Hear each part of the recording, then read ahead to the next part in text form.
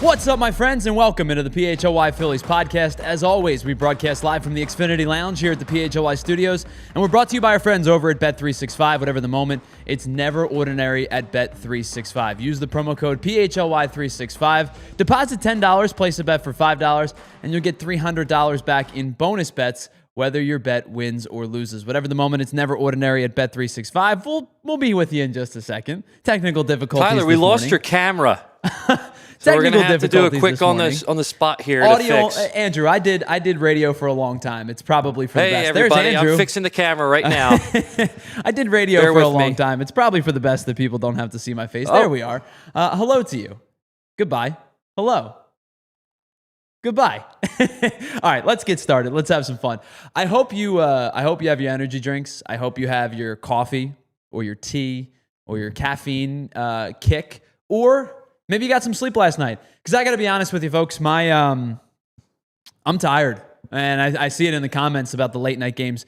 I am tired. I know a lot of people are tired. But it's for good reason, because this team is playing some really, really, really good baseball. And not only have they already clinched the NL East, not only is the 1 seed in play, but they also are putting more and more distance between themselves and the LA Dodgers. And the thing that the Phillies have done over the last couple of weeks is the direct route to like chopping off games and chopping off wins and chopping off magic numbers. They sweep out the Mets, and the magic number basically gets halved in the matter of just a couple of games, because instead of it just being 1, it's 2 every single time that you would go up against this team, a win and a loss. And now they're doing it to the Dodgers as well. They're putting some sizable distance between themselves and the Dodgers for the 2 seed in the National League by going into LA, winning the league, winning the division, and then coming back and winning the hangover game and doing it in pretty dramatic fashion, because we've seen what hangover games are in years past, right? The backup catcher plays, a couple different guys play, everybody seems like they're lethargic. And through the first 5 innings last night, it felt like that might be the case.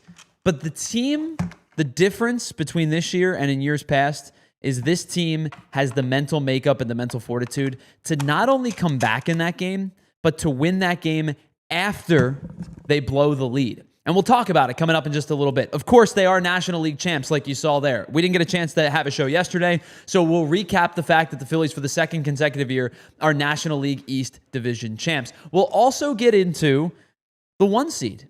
It's in sight. It's not too far away. The Brewers are now just a game and a half up on the Phillies for the 1 seed in the National League. And we'll finish today's show with a discussion on the contributions that the Phillies are getting from a whole bunch of different folks, a whole bunch of cast and characters that aren't Kyle Schwarber, that aren't Trey Turner, that aren't Bryce Harper, that aren't JT Realmuto, and doing it in a successful fashion. And that's not to say that those guys aren't and haven't contributed. Trey Turner, before the injury, hitting well above 300, on pace to win the National League batting title. Kyle Schwarber, now with 52 home runs, on pace to potentially get to 54, 55, 56, and to see get closer and closer and closer to not only Cal Raleigh for the Major League Baseball lead, but to potentially Ryan Howard and the Phillies lead. Excuse me for 1 second. At 58, what this team has done as resilient and fightful, if that's a word, gritty, determined, and really just an unbelievable job that they've done the last couple of weeks at being that team that doesn't back down. And last night was another example of it. And another hard-fought, gritty win for a team that just continues to rack up these types of wins. Last night they went 8-6. They the first 2 games of the season. They're now 4-1 against the Dodgers in the season series and won the season series. They hold the tiebreaker. I don't think they're going to need it. I think they're just blowing away the Dodgers at this point for the 2 seed. I don't think they're going to need the tiebreaker, but in the event that it were to come into fruition and be needed, the Phillies now own the tiebreaker over the Dodgers in the National League. So let's recap. Oh, now we have no mic? Now our mics are not working either? Now we're good? Oh my goodness. What are we doing? Should I use both and put both here? And I could do like a boom mic over my head? All right, we're going to put both here. Xfinity's getting a lot of love today. And we're just kind of flying by the seat of our pants here. Thanks for bearing with us. All right. So, Andrew, thank you. You are running around like a crazy person, and I appreciate all of your help. We're going to get into our Ace Hardware Temp Check segment in just a second because that is how we're going to start today's show. This is going to sound as corny as possible, but I think sometimes corny can be fun. When I think about the Ace Hardware Temp Check segment, which is where we check in on who's heating up and who's cooling down, brought to you by our friends over at Ace Hardware and Ace Hardware Home Services, the first thing that came to my mind was a Limp Bizkit song, and I don't know why, but it did. And all I can think of is the Phillies are rolling, rolling, rolling, rolling. They're just playing that's the baseball that they're playing right now. The temp check of the Phillies is inferno. It's like scalding hot right now. So far, in the month of September, they are now 12-3. They are 30-14 since the beginning of August. They are 36-20 since the All-Star break. They just continue to chop off series win after series win after series win and do it against good teams. Since the All-Star break, they have won a series against the Mets. They've also lost a series and been swept out, but they swept out the Mets in 4 games. Won a series against the Mariners, won a series against the Tigers, won a series against the Dodgers now, won a series against the Brewers. This team just continues to chop off of these victories night in and night out. And last night was no exception, and they did it in dramatic fashion.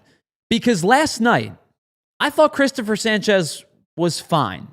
It wasn't one of Christopher Sanchez's better performances. The changeup still generated a ton of whiff. He was 9 for 13 on swings and misses on the changeup last night. But I thought he left a little bit over the heart of the plate. I thought he was giving up a lot of hard contact. And he was okay last night. But he was able to battle through some of the difficulties to give the Phillies 7 innings. He ends up giving up 4 earned runs. He strikes out 6.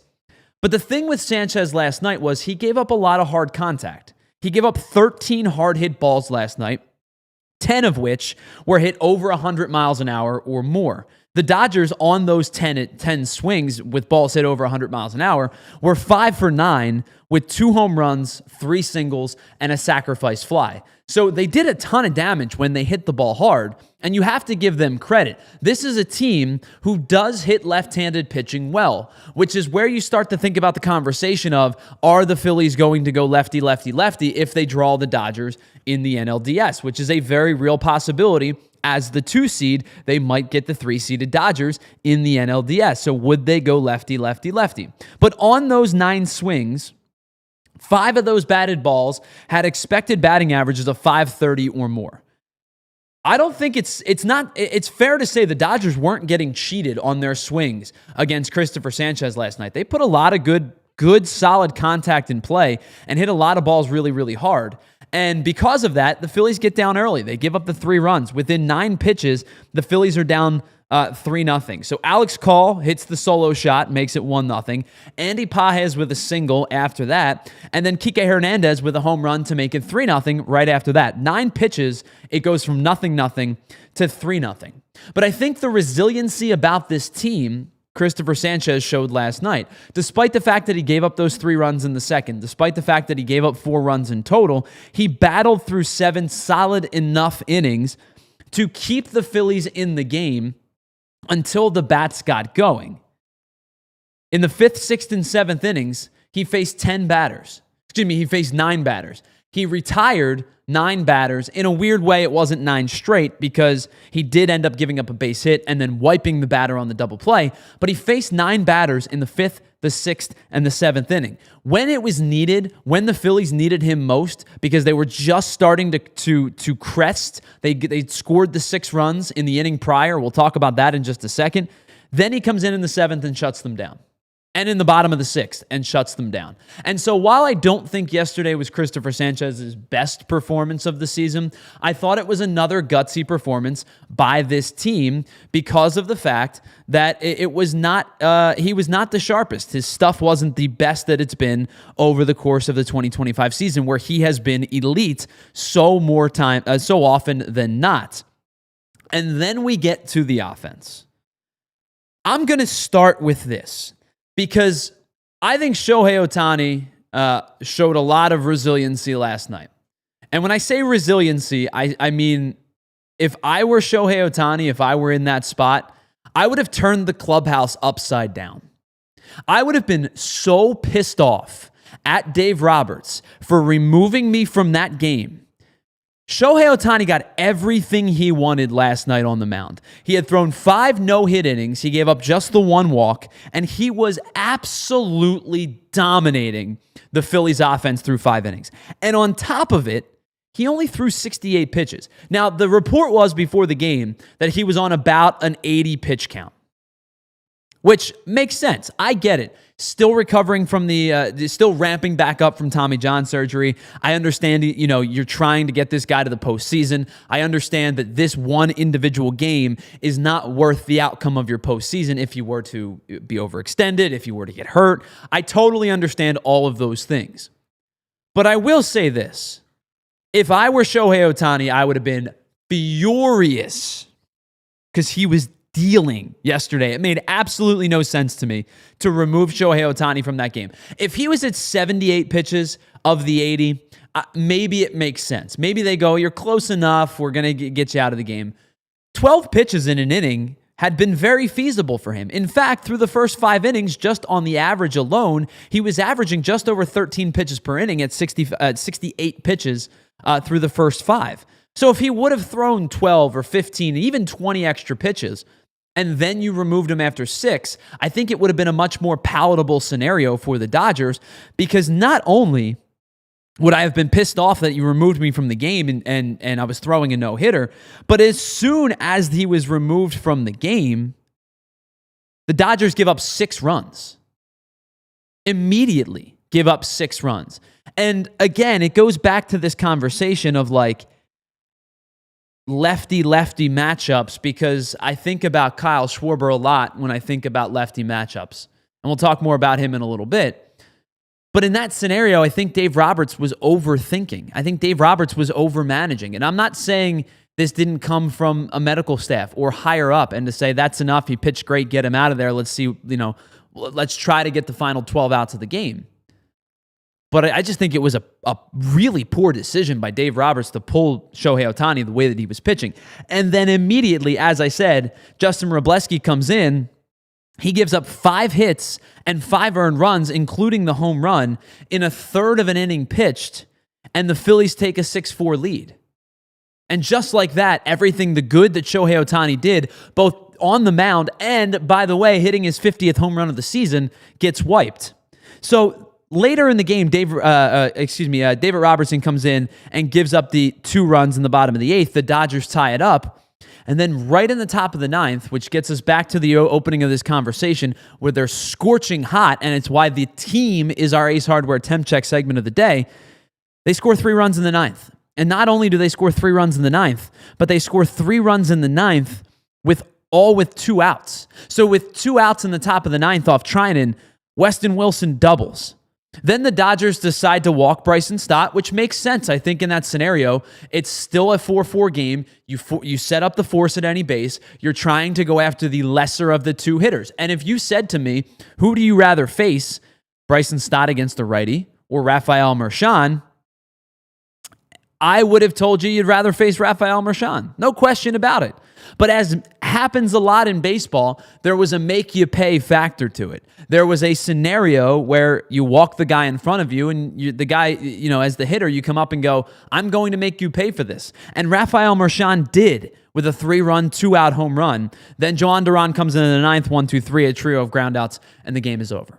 And the Phillies take the first 2 games of the series because of some heroics and some really fine work by this team to go 6.5 up on the Dodgers with 10 games left to play in the regular season.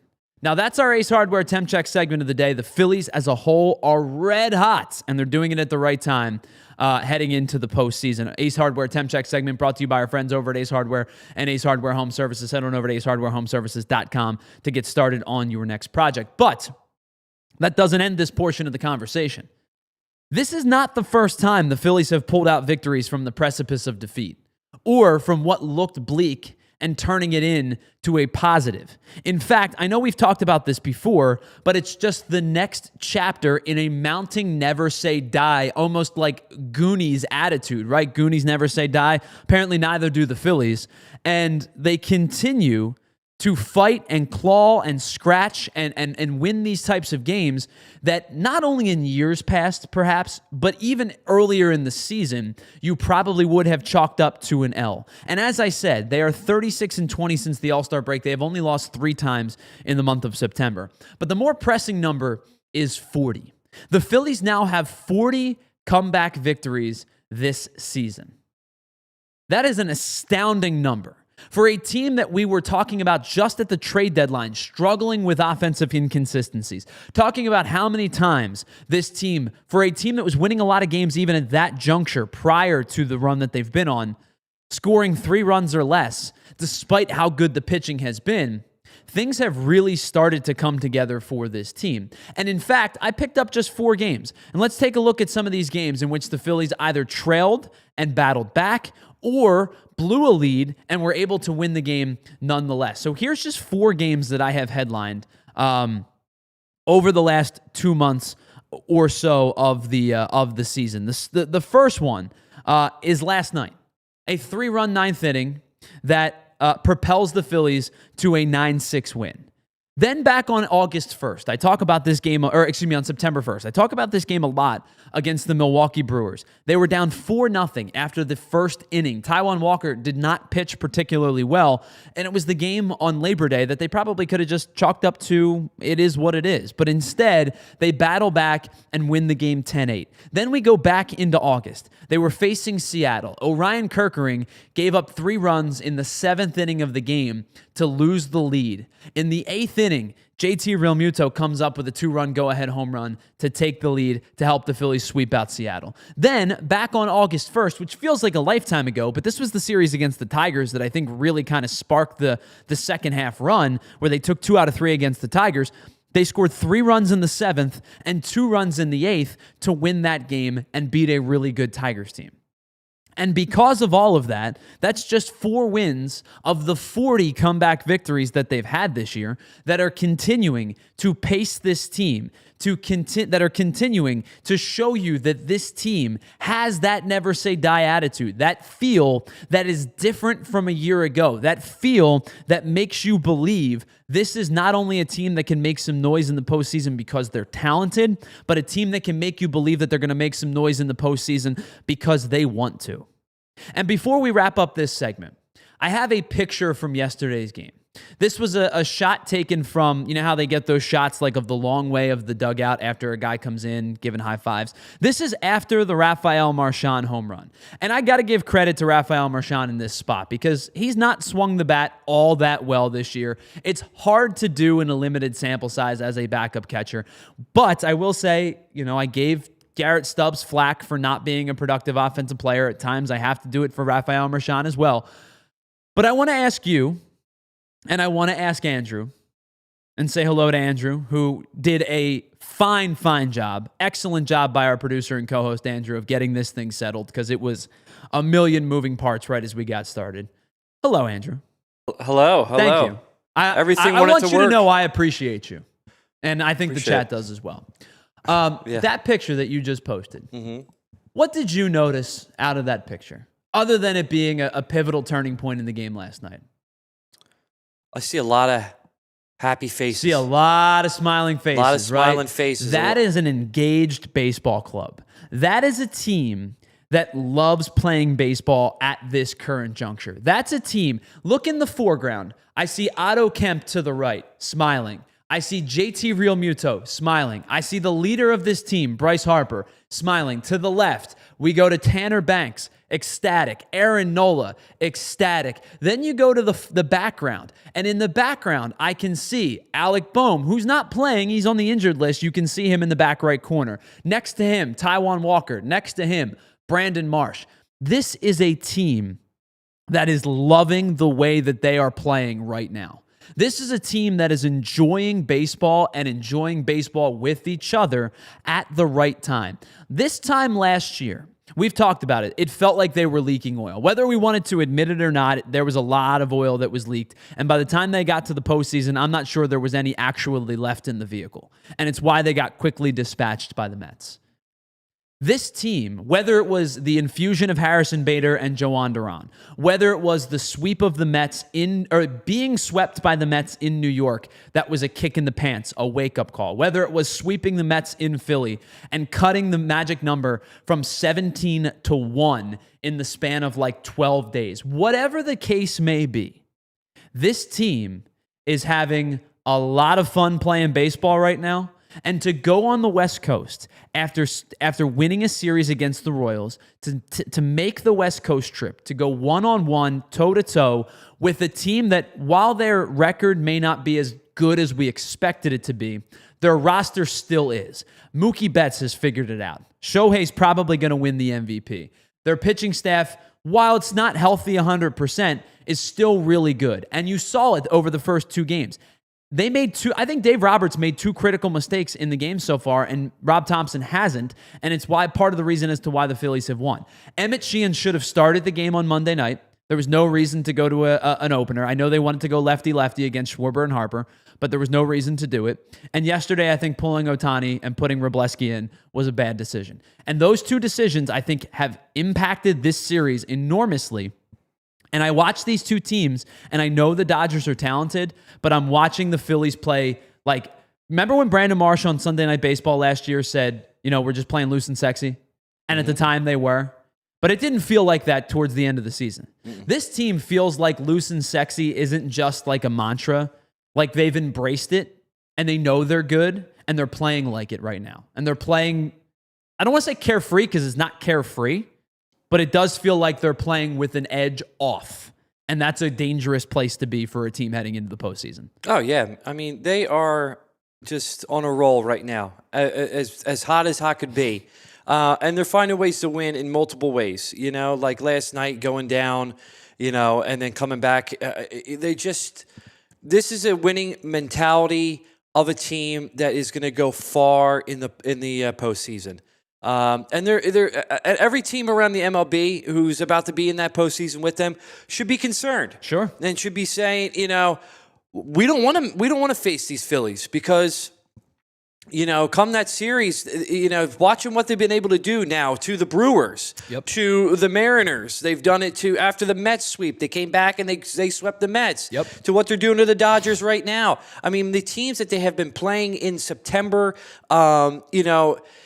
in late August, they're all really, really good teams, over 500 teams, and they are just showing ways of winning, whether it's a dominant performance, it's a comeback win, it's a walk-off. They are finding ways to win, and that is the formula for a championship team.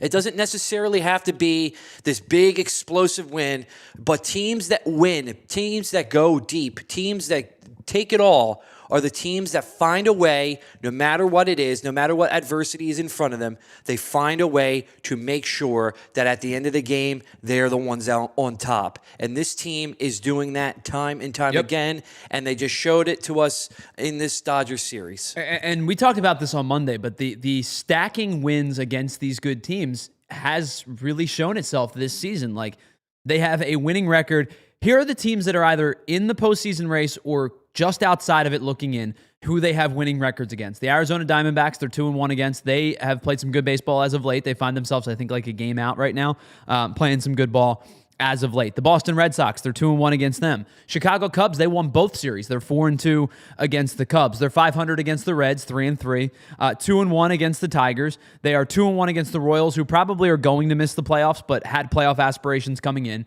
They're 4-1 against the Dodgers with an opportunity to be 5-1 against the Dodgers. Yes, they have losing records against the Brewers and the Mets, but they've made the Mets 6-7 when it was 2-7 just a few weeks ago, a winning record against the Yankees, a .500 record against the Padres, a sweep of the Mariners, a sweep of the Rangers, 4-2 record against the Toronto Blue Jays. They have beaten quite a few good teams this year and held serve against the teams they haven't. Like, for example, the Padres, 3-3. The Reds, 3-3. The Giants, who were just on the outside looking in, 3-4. It's not like they're 0-6 against any of these teams. The only series where I felt the Phillies got outclassed, or the only, other than that Mets series where they got swept, the only series recently where I felt like the Phillies got outclassed was that one against Houston, which was like months ago at this point. Yeah. And they lost the series giving up 5 runs, right? They gave up 5 earned runs in 3 games and lost the series. This team at this juncture, I don't know if there's a hotter team in baseball right now.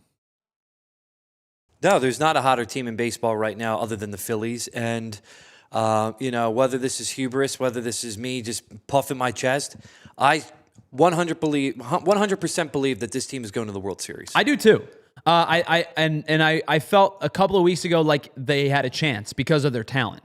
Now I feel like they are the National League frontrunner because of this is the type of team you want heading into the postseason. Listen, do I expect everybody at the bottom of the lineup, who we'll talk a little bit more on the other side, to hit well above 300 for another 4 weeks? That's a tough ask, right? Like, maybe Bader slips for a couple weeks. Maybe Marsh slips for a week. Maybe Kepler doesn't play as well. But my ask has always been one of those guys on any given night. If you're getting all of them, you're not losing. If you're getting a couple of them, you're a pretty darn tough team to beat. And we'll talk a little bit more about them on the other side. As the Phillies go for the sweep tonight, they will send Jesus Luzardo to the mound. He'll be opposed by Blake Snell. We'll talk a little bit more about that game on the other side. But before we do that, we are going to get into the fact that they're getting contributions from just about everybody. And contributions from guys that maybe you didn't expect, maybe at the beginning of the season, or a couple weeks ago, or even last week. We'll talk about that. And the 1 seed is in sight. The Brewers are in sight of the Phillies for the top seed in the National League playoff standings. It's all coming up on the other side. It's the PHLY Phillies podcast. We're brought to you by our friends over at Bet365. Whatever the moment, it's never ordinary at Bet365. We'll be right back after this. All right, so the other day you're over at your friend's house. You're pumped to watch baseball. Late night games, you get the caffeine going, but you're ready to watch your team play. And instead, the setup at your buddy's house is a mess. Lagging, buffering, switching between apps, trying to find the game. Your buddy claimed he was a big fan, but you feel like you've been fan-fished because of this setup. Listen, if you call yourself a baseball fan, you have to get Xfinity. It is the ultimate sports destination where you can find all of the best games, your favorite team, including your hometown team, all in one place, and the way that you watch becomes next level. And you pair that with the fact that Xfinity has incredible crystal clear optics and 4K sound. It feels like you're just at the ballpark. It's a beautiful viewing site, and you're going to feel like you are at the ballpark when you watch these games. It's the ultimate sports destination where you can find all of these things all in once. And sometimes you can go quad box. You get 4 games on at once because why not? You can do it. You might as well, right? On top of that, you get real-time notification and live stats right on your TV. It is the best seat in the house every single time. So next game day, make sure that big fan in your life is not a big fail. Learn more at Xfinity.com. Xfinity, imagine that. All right, let me tell you about our friends over at Bet365. Whatever the moment, it's never ordinary at Bet365, and find out why 90 million users worldwide had turned to Bet365. Because they can live in-game bet and live stream 780,000 events each and every year across 78 different sporting platforms. And how about this? In-game early payout in MLB. If your team at any point is up by 5 runs, you instantly win on straight bets and parlays marked as selected winners. And how about this? New users right now get $300 in bonus bets when you bet just $5. So use the promo code above my shoulder or down at the bottom of the screen, PHLY365, deposit $10, place a bet for $5, and you get $300 back in bonus bets, whether your bet wins or loses. You can use those bonus bets on totals, player props, futures, spreads, so much more. You find out why it's never ordinary at Bet365. Must be physically located in PA and 21 or older. If you or someone you know has a gambling problem and wants help, please call 1-800-GAMBLER. All right, welcome back to the PHY Phillies podcast. Tyler Zulli and Andrew Frazier here with you as the Phillies take the first 2 of the series against the Dodgers, and they continue to roll on. And I know it was cheesy, but I had to use that Limp Bizkit because that was like the first thing that came to my head was rolling. Oh, dude. Was it you know why? I think why it came to my head. I think it was EJ the other day on the Eagles show that said he didn't know Limp Bizkit. Yes. EJ has caused quite a stir here at PHLY with his Beatles take. All right, so what? We'll get back to the Phillies in just a second. What was the Beatles take? I didn't hear it. So he said that the Beatles were good, and he gave them their props, but he said that they are not a timeless band, and that when you listen to them, they can sound very dated. Well, so I will say I don't necessarily disagree. Because I think especially some of the earlier, poppier Beatles songs, lyrically, they're kind of weird. Yeah. Like, if we're being honest with ourselves, lyrically, they're kind of creepy. Here come old Flap Top. He come cruising up slowly. No. I'm not talking about the later Beatles where they got a little bit more psychedelic on us. Like the White Album. They're kind of like experimenting. Like, clearly they were doing some stuff. Sgt. Pepper's on, yeah. But I'm talking about early, mop top poppy Beatles, where baby, you can drive my car. Lyrically, they're a little bit questionable. Yeah. But I think in terms of the impact that the Beatles made on everything, it's pretty undeniable. It doesn't matter what genre. The Beatles had an impact on rock, on pop, on singer-songwriter stuff. They impacted a lot. Oh, yeah. And so I kind of get where EJ's coming from, but I don't necessarily know if I 100% agree, because I think they are one of the most influential artists ever. Yeah, I don't think it's necessarily the music, because you could say if the Beatles weren't around, the Beach Boys would have been the Beatles and all of that stuff. There's always that argument. I think it's what they brought to music, and that it was they're this band who doesn't just stand in place. They move their bodies. Sure. They have large crowds. They're doing television. They're filling out Fenway Park. Right. You know, they're doing all these things. The Shea Stadium concert. The is movies that they did. Yep. The things that they were doing. They brought a different element to music that wasn't necessarily there before them. Okay. So that argument I totally get, and I think I agree with you. The impact goes beyond, are the songs good or not? Yeah. Because if you ask me, and I promise you we'll get back to baseball in just a second. If you ask me what the best Beatles album is, I personally would probably tell you either the White Album or Abbey Road. Yeah. I think you're right. Spot on. I think they have the most depth. I think they're more mature. I think they have... Now, of course, by the time Abbey Road came out, I think the Beatles probably wanted to fight each other in an octagon. Yeah. But I think there's a little bit more depth to those albums than just kids. They were basically just at 20 years old, right, singing about what your life experience is at 20 years old. Yeah. Right? It's a very limited scope. Yeah. As you get a little bit older, and a little bit more depth of life, I think if I were to write a song about my life now, there'd be a whole lot more depth and maturity to it than if I wrote a song at 18 years old. Yeah. You know what I mean? Oh, definitely. So I think I get EJ's point, but I don't necessarily entirely agree. Yeah. Hello to everybody in the chat. Thanks so much for being a part of today's show. Happy birthday, Slem. I didn't know it was your birthday today. But happy birthday, Slem. So hello to Slem, K-Red. Who else is here? Ray Schumacher. Who else is in the chat? Let me scroll up just a little bit here just to say hello to everybody. Futz. I think that's Zero Cool 78. Hello. I don't know if I've seen you here before, but thank you so much for checking in. I really appreciate it. Frank Barber in the chat. Who else is here? Everybody else, thanks so much. We had Bam Man earlier in the show. I really appreciate you all for being a part of today's show. As we are just... Listen, next week is the final week of the regular season. And by the way, we are going to have a post-game show every playoff game. So if you're thinking about, can I get my immediate reaction? Yes. Andrew and I will be here. Andrew and I will be here for every post-game show, and we will bring you live reaction to all of it. Good, bad, indifferent, and everything in between. All right, let's get back to baseball for a second, because I want to talk about this team and their contributions, not from Trey Turner, not from Kyle Schwarber, not from Bryce Harper, not from Christopher Sanchez and from Zach Wheeler earlier in the season and from Ranger Suarez. The other guys, the auxiliary guys, the secondary guys, the ones offensively that you have hopes that one of these guys comes up through with a big hit at a timely spot in any given night.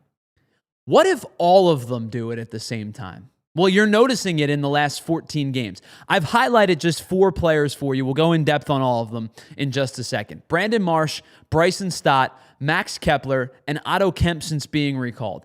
Brandon Marsh, we've talked about at length how good he has been. In the last 14 days, he has 13 hits, a .325 batting average. He's driven in 11 runs. Bryson Stott, 14 hits in the last 14 days, a .341 average. He's gone double digits in runs driven in as well with 10. Max Kepler, who's played, a little bit more than halfway, been a little bit more than a platoon player because he's been very good over the last couple of weeks. 314, 11 hits of his own, 8 RBI. And then Otto Kemp, since stepping in as the everyday third baseman for Alec Boehm after going on the IL, 327, 10 hits, and 7 RBI. Andrew, these are 4 guys at the bottom of the lineup, one of which didn't start the year with the team, 2 of which were platoon outfielders, and 1 could be considered a platoon second baseman. Yeah. All 4 of them in the last 14 days have double-digit hits. They have almost 50 hits combined in the last 2 weeks of the season. We had expectations from some guys like Harper, like Turner, like Schwarber, JT, Boehm, maybe even. The 4 guys I put on that list were probably 4 of my least expectations from this team, especially contributing down the stretch into the month of September the way that they have. We're going to dive a little bit more individually into all of them as we go in just a moment.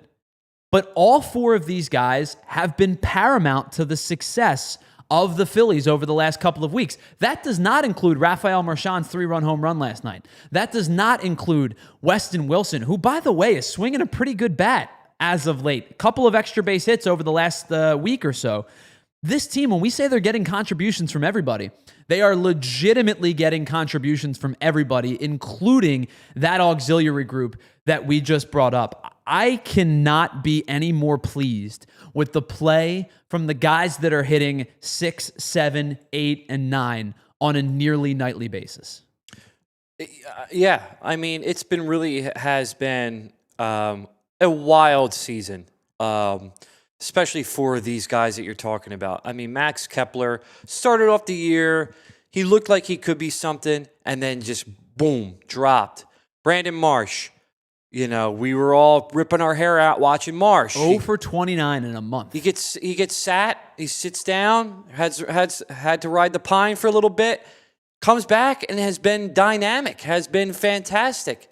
Harrison Bader. I mean, we saw the acquisition of Harrison Bader at the trade deadline. I didn't even put him on that list just because we've talked about him so much. It's like an obvious how good he's been. But another guy, right? Another guy. We were like, okay, don't really love the trade. Now we're loving the trade. Yeah. These guys, I don't know what magic juice they're drinking in the clubhouse, but these guys are definitely drinking it, and they're really showing out. And yet again, I mean, we were at a point where we were only expecting people like Trey Turner and Kyle Schwarber to be the ones that were going to contribute. And if you didn't have those guys hitting, this team was not going to go very far. And that was a conversation that we were having midway through the season. Sure. And now look at it. It's like we're having a conversation at the trade deadline. Yeah.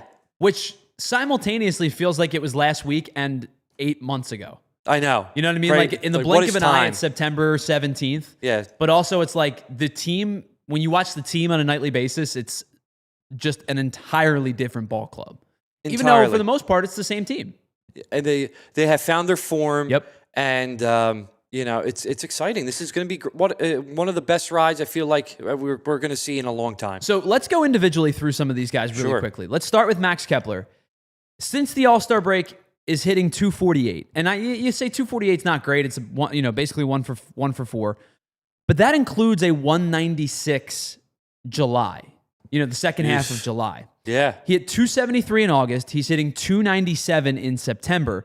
The average between the first half and the second half is up 38 points. The slugging is up 80 points. The OPS up 90 points. He has 7 home runs and 20 RBI since the All-Star break. Do you remember back probably like middle of July, maybe even a little bit earlier, where we were talking about, because he was complaining about not playing every day and what he was promised, and we basically said, there's a way to fix that, right? And the conversation about him was like, is he getting unlucky? because he's hitting the ball hard and his exit velocities are good and his expected numbers are better than what they were. And at some point, that conversation only goes so far, because at some point it just becomes he's a bad hitter because he's hitting bad. And I know grammatically that's not correct, but you get what I'm trying to say, right? Like, yes, he was hitting the ball hard, hitting it at guys, and sometimes getting unlucky. But at some point you just say, you're not hitting well, you're not good. But you think about his expected numbers, his expected batting average, his expected slug, his expected weighted on base, like they were all higher than what they are, what the average actual numbers were. Expected batting average, 38 points higher than his average. Slugging, nearly 70 points higher. But he's starting to come around now when those balls that he's been hitting hard all year are now starting to find some space. He's in the 71st percentile of average exit velocity this season. He's hitting the ball on average at 91 miles an hour. Max Kepler hits the ball hard. He's just starting to find some space now, and he's taking advantage of it. And while 248 doesn't seem like it's this world-changing batting average, considering the fact that we were on the precipice of trying to DFA this guy, it's been a really impressive second half. The next guy to talk about, I think, is Bryson Stott. You know how much I love Bryson Stott. I will be Bryson Stott. It's that if there's 100 Bryson Stott fans, I'm one of them. If there's one Bryson Stott fan, it's me. I will always be a Bryson Stott fan. And since he's dropped his hands, since he's kind of limited the amount of movement, the amount of drop he has to take, because I think what was happening was his hands were here and he was doing a lot of this. It was a lot of back shoulder dip, and it's why he was popping up a lot of stuff. Now he's settling his hands more here. And I'm not saying that he's lax. I'm not saying that he's not moving, but he's a little bit more compact to, instead of being here and trying to drop to a load point, he's here and just kind of cocking to a load point, which is where you want to be able to turn and go. And I think he's done a really nice job since doing that. And in fact, since the All-Star break, he's hitting over 300.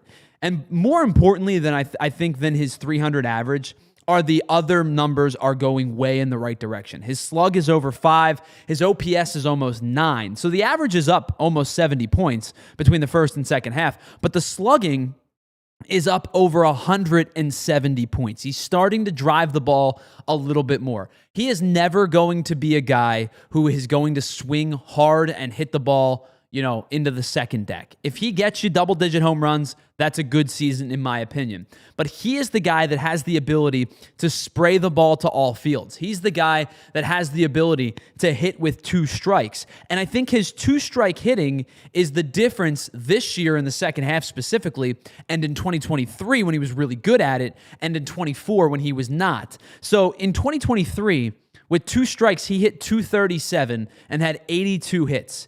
To put that into perspective, last year, Major League Baseball hit 171. So he was well over 60 points better than last year's Major League average. Last year, that 82 hits went to 56 hits with 2 strikes, a sizable drop-off. This season, he's already surpassed that with 10 games left to play. He has 61 hits with 2 strikes. And I think he's doing a much better job with fastballs. He's hitting 271 off fastballs this year after hitting 217 off of fastballs a season ago. So Bryson Stott, another guy that since the All-Star break has really kind of come into his own. We need to pause. I'm way over time. I apologize, Andrew. We have 2 more breaks to hit in the next 15 minutes. That's my fault. That's bad work by me. We'll talk more about some of the other guys on the other side, Brandon Marsh and Otto Kemp. And then I want to, at the end of the show, revel in Shohei Ohtani, because I'm not sure we'll ever see a guy like him again. It's the PHLY Phillies podcast. We're brought to you by our friends over at Bet365, and we will be right back after this. All right, if you're thinking about getting baseball tickets, right? Couple games left in the regular season. How about postseason tickets? There's no better place to go than with the Game Time app, because it gives the advantage back to the fans. It's the hack for unlocking amazing tickets and experiences in just a few taps. It's so easy to use. You're going to get all of your fees up front, so you're not getting hidden fees. You know exactly what you're going to pay at the time of purchase. And with the Game Time app, you can use the 3D seat map to see exactly where your seats are going to be, especially if you're hitting the road, traveling with the Birds. You're thinking about going to the postseason with the Phillies. You can do it all with the Game Time app. And the best thing about the Game Time app is you find tickets that are cheaper, they're going to refund you 110% of the difference. They offer you zone deals where you can choose a section and Game Time will pick the best seat for you, right? They give you incredible seat views and options that are guaranteed to not only fit your budget, but they want to work with you to make sure you're covered with the most flexible customer service in all of the ticketing industry. Take the guesswork out of buying MLB tickets with Game Time. Download the Game Time app, create an account, use the code PHLY for $20 off your first purchase. Terms do apply. Again, create an account and redeem the code PHLY for $20 off. Tap, ticket, go. Download the Game Time app today. All right, let me tell you about our friends over at Ace and Ace Hardware Home Services. You know they're the place with the helpful hardware folks, but did you know they'll come right to your front door all the way from Philly to the Jersey Shore? You got something small you need fixed, like a little bit of an outlet issue or a small plumbing issue, they'll do it. But if it's something significant, like a larger plumbing issue, heating, cooling, electric, don't do it on your own. Trust the pros that get the job done right the first time. That's our friends over at Ace Hardware and Ace Hardware Home Services. They bring experience and understanding. They're going to listen to your goals and work for you with a job that's not complete until you are satisfied. They bring that helpful hardware folks feel right to your front door. It's service you can trust and satisfaction guaranteed, and they're local. They live and work in your community, and they want to make sure your house and your community shines the way that they take pride in. So head on over to acehardwarehomeservices.com to get started on your next project. All right, welcome back to the PHY Phillies podcast. Tyler Zulli and Andrew Frazier here with you for the next 15 minutes or so before we turn things over to Philadelphia at 1:30. Pardon me. Excuse me. Let's get back into some of these players because I still want to get through Brandon Marsh and I want to talk about Otto Kemp. We've talked a lot about Brandon Marsh. In fact, he was our Ace Hardware Temp Check segment just last week. But with Brandon Marsh, what he's done since the All-Star break has been unbelievable. He has provided you a 308 average, a 553 slug, and an over 900 OPS since the All-Star break. That average again is up 50 points, but again, much like Bryson Stott, the slug is up over 190 points, and his OPS was under 700 before the All-Star break. He is now over 900 since the All-Star break at 908. He has 17 hits this month and counting. He's hitting 378 in the month of September, and 8 of those 17 hits have been extra base hits. And since the All-Star break, speaking of extra base hits, he's 22 of 49 since the All-Star break. 22 of his 49 hits have been extra base hits. He's driving the ball with more conviction. He's hitting the ball into the gaps, hit a couple of extra home runs in the second half of the season. He now has 3 home runs in each of the last 3 months, July, August, and September. He's been right on pace. If he gets to 15, I'm cool with it. That's the type of hitter that I expect him to be. But I need him to be that line guy, right? When I talk about like building the car, he's part of the move. It's Brandon Marsh, it's Harrison Bader, it's Bryson Stott, it's whomever's playing third, it's whomever's playing left field on a given night. These guys that have contributed, and we've talked plenty about them, are kind of the key turns, right? Trey Turner and Kyle Schwarber are your table setters. Bryce Harper, I think, provides you sparks in the biggest moment. Even though I will say this has been a weird year for Bryce Harper. There's been some dips that are maybe unexpected. The productivity hasn't been as sharp, starting to come out of his August slump a little bit and having a better September.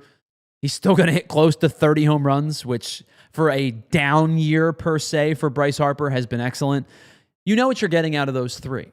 The key turn guys, the ones that turn things over back to the top of the lineup, Marsh, Stott, Kepler, Bader, when he's going to go. And my expectation is Bader probably moves back to 6, 7, 8 when Trey Turner returns. These guys are just moving the line along.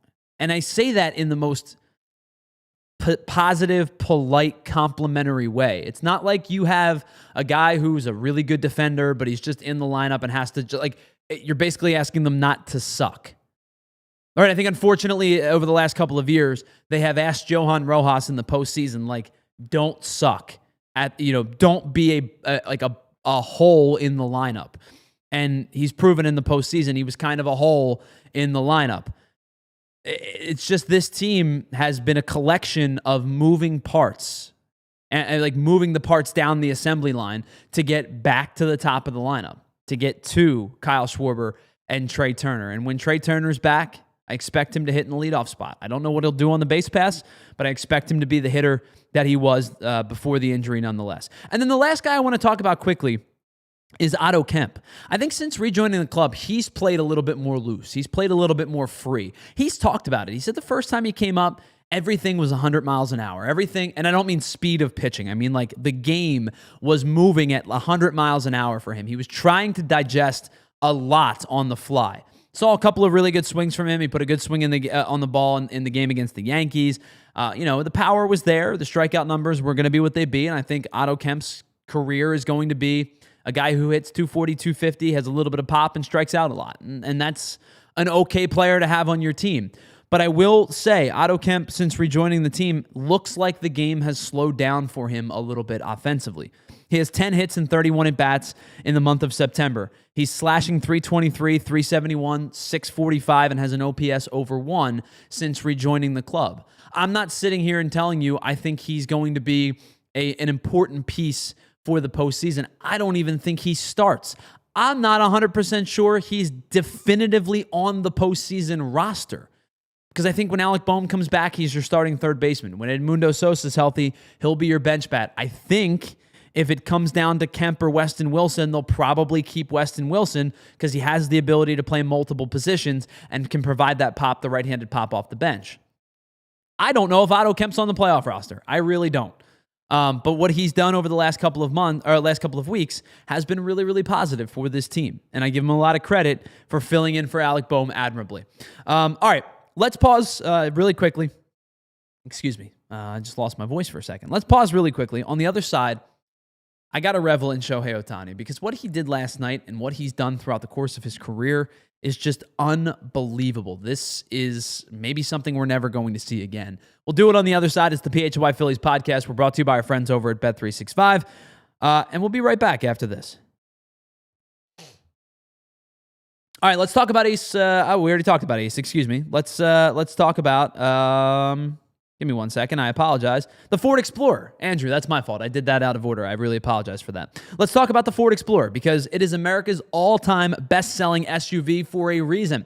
Ford offers you a legacy of family trust and performance, but they also offer you an incredible 3-row of seating for up to 7 passengers, which is great for family road trips, heading to practice, and whatever life throws at you, you know you've got that extra row of comfortability and seats. It comes in rear-wheel drive or intelligent 4-wheel drive. If thinking about going off-roading and off-terraining a little bit, you know you're going to have traction and control. That 2.3-liter EcoBoost i4 engine gives you up to 300 horsepower, and if you want to kick it up a little bit further, go to the V6 for 400 horsepower in the ST trim. But what's inside matters too. How about this? Sync 4 infotainment system with a large touchscreen and voice command. It offers 87.8 cubic feet of cargo space with a rear seat that folds down, so if you're lugging lumber or equipment or gear, whatever it might be, you can fold that third row down and have even more space for all of your stuff. And internally, standard Apple CarPlay and Android Auto across all trims. It's built for family adventures, and it's a true do-it-all SUV. For more information, visit your local Ford store.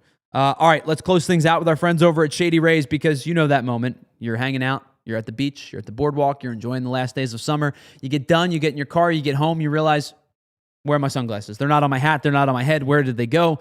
Well, you've lost them. And that's okay with Shady Rays because they have the best protection in all of eyewear, which is every single pair that you buy comes backed with a lost or broken replacement guarantee, even if you break your shades on day one. When you find Shady Rays, it changes the game. They're made for real life. They look great. They're sleek. They're stylish. They're comfortable. They're polarized lenses. And again, if you lose them, don't worry about it. You're going to work with Shady Rays to get a new pair guaranteed. You can wear your sunglasses now without fear on hikes, at concerts, at the beach, the boardwalk, whatever it is, wear your Shady Rays with confidence. And we've teamed up with Shady Rays to bring you an exclusive offer. Head on over to shadyrays.com, use the promo code PHLY, and you will get 35% off a pair of polarized sunglasses. Try for yourself the shades that are rated 5 stars by over 300,000 people. All right. Before we get into the Shohei Ohtani conversation, Frank Barber with the Super Chat. Really appreciate you, Frank. Frank says, when Trey Turner returns, I kind of want to see a lineup where Bader stays at 1, then Turner, Harper, and Schwarber. I've been contemplating this for a while, Frank, and I love what Harrison Bader has done in the 1 hole as the leadoff guy in the interim. But I think this Phillies lineup will benefit from Bader going back to the bottom. And I don't mean hitting 9th. I mean hitting 6th or 7th, probably. With Trey Turner at the top of the lineup, Harrison Bader can become a lineup extender. And what I mean by that is, like, he has the ability to hit 6th or 7th, and you can go, Bader, Kepler, Stott, Marsh, Castellanos if it's a lefty, in some kind of combination where you can kind of mix and match your righties and your lefties and allow a guy like Bryson Stott to naturally hit 9th. Allow a guy like Brandon Marsh to go one spot down and feast on right-handed pitching, right? You can go with Bader, Marsh, Castellanos, whatever, right? Whatever your combination is going to be, it allows you to kind of mix and match your righties and lefties at the bottom and extend the lineup to have some productivity down there. Now, I think the argument, of course, will be he'll see less at bats, right? No question about it. The further you move up in the lineup per year, you get about 9 additional plate appearances per each spot you move up in the lineup. But in a small sample size over a game or a series, that might only be 1, right? It may be 1 additional at bat, 1 additional plate appearance. I don't think that it changes anything that much. I think having Schwarber hit 2, having Harper hit 3 allows those 2 guys to get those first inning at bats. Because there is a scenario where if you move Schwarber to 4, I think, you might go down 1, 2, 3, and then Schwarber leads off the top of the second, and there's nobody on base. And I know the argument has always been if Schwarber is the leadoff hitter, there was nobody on base there either. But I think Schwarber's found a good role as the 2-hole hitter. And I think what that allows you to do is guarantee you that Turner, Schwarber, and Harper start the game in the first inning. And if it's against the righty, beware. And if it's against the lefty, maybe you force the Dodgers to do what they did the other night and start a bullpen game because you think you're going to get some kind of matchup advantage going lefty-lefty, and then instead you realize Kyle Schwarber has a 971 OPS against left-handed pitching this year, which is the second best of any lefty in baseball, only behind Cody Bellinger, and he's kind of matchup proof. And so I think it allows you to extend your lineup by moving Bader back down and having Trey Turner lead off. If Trey Turner doesn't look like the guy that he was, then you can maybe have the conversation because then it allows you to have somebody with good speed at the top of the lineup. But I think having Bader down the bottom extends the lineup a little bit further and just makes it even deeper with Trey Turner coming back. All right, really quickly, we got about 2 minutes. Thank you again, Frank, for the super chat. Really appreciate you. We got about 2 minutes left, and I just want to revel in Shohei Ohtani. Shohei Ohtani last night kind of showed you why he legitimately may be the most talented baseball player to ever walk the planet. I mean, point blank, bar none, this guy does things that, every time they do it, it's like, well, this hasn't been done since Babe Ruth. This hasn't been done since 1927. And I think about what Shohei Ohtani is doing. Throwing 100, throwing 5 no-hit innings against a good Phillies lineup that has been hitting really, really well over the last couple of weeks. Having a 6-pitch arsenal, 7-pitch arsenal where he's using slider and breaking ball and multiple fastballs and pumping 100 and throwing 100 in on your hands and making you uncomfortable, and then turning around and hitting his 50th home run of the season. We talked about, could Kyle Schwarber win the MVP of the league, of the National League? I would love to see it. But the things that Shohei Ohtani is doing are unbelievable. Like I said, he hit his 50th home run last year. It is just, we now have 3 players with 50 home runs. Cal Raleigh leads the league. Kyle Schwarber is second. Shohei Ohtani now has 50. Aaron Judge's next home run, 2 home runs, he'll get to 50. It would be the first season since 2001 that Major League Baseball had 4 50 home run hitters. And by the way, every one of those guys were juicing that did it in 2001. The feat is unbelievable. But Shohei Ohtani is now at 50 home runs for the 3rd time in his Major League Baseball career. second time in his Major League Baseball career and in back-to-back seasons. He has 94 RBI. He probably has an outside shot at getting to 100. He's hitting 282, which is a pretty steep drop from his 310, but his on-base percentage is actually better than it was a season ago. His slugging, still above 600. His OPS, still above 1. His OPS plus is 177. He leads all of Major League Baseball. And then on top of it, just add in for fun the fact that he has a 3.29 ERA in 41 innings pitched. The fact that he has 54 strikeouts in that time. The fact that his whip is just above 1, and it's just above 1 for the entirety of his career. There is a reason this guy was the 2018 Rookie of the Year. There is a reason that this guy is a 2-time MVP. There is a reason, a 3-time MVP. I apologize. There is a reason that this guy is very likely about to become a 4-time MVP and for a 3rd consecutive year win it and be the first player since Albert Pujols in 2008 and 2009 to win it back-to-back in the National League. The things this guy does are unbelievable. No matter how much fanfare this guy gets, no matter how much press and credibility and credential this guy gets, and I know he's all over all the time, and baseball's doing a really good job of marketing their best player, I don't know if it'll ever be enough. Because the things that this guy does, they're unicorn-esque. It's unbelievable how good this guy is. And he continues to get better into his age 30 season. This guy will go down, in my opinion, as the most talented baseball player to ever play the game. Will he be the best? Maybe not. I mean, I don't know if, he'll probably get to 400 home runs in his career.